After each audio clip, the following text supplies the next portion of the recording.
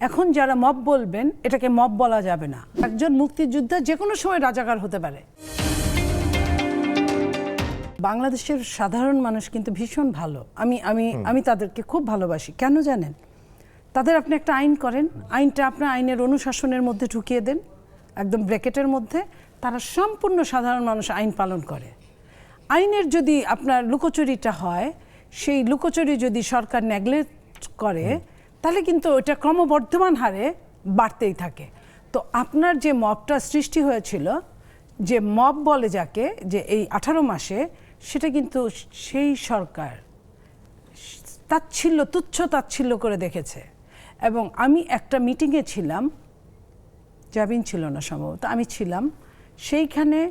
আপনার আন্তর্জাতিক ট্রাইব্যুনালের চিফ প্রসিকিউটর উনি নিজে বলল যে এখন যারা মব বলবেন এটাকে মব বলা যাবে না, তাহলে এটা বিচারের আওতায় আসবে।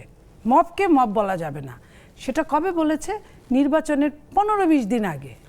হ্যাঁ, প্রেস সেক্রেটারি তো তার আগেও বলেছে, তার আগে অনেকবার বলেছে। কিন্তু একজন প্রেস সেক্রেটারি আর আপনার প্রসিকিউটর দুটো কিন্তু আলাদা জিনিস। আইন হাতে নিয়ে প্রেস সেক্রেটারির কাছে অত আইন থাকে না, সে সাধারণ আইনটা মানে, কিন্তু প্রসিকিউটরের কাছে কিন্তু আইন বিশাল ব্যাপার।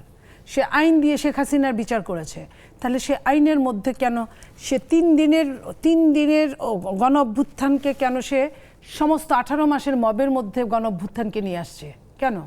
তার মানে যারা গণ অভ্যুত্থানের বীর ছিল তারা কোনো দিন ভিলেন হবে না।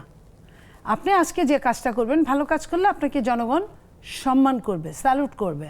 আপনি যখনই এই ভালো মানুষটা মন্দ কাজ করবেন, তখন আপনাকে মানুষ ঘৃণা করবে। এটাই তো স্বাভাবিক। তাহলে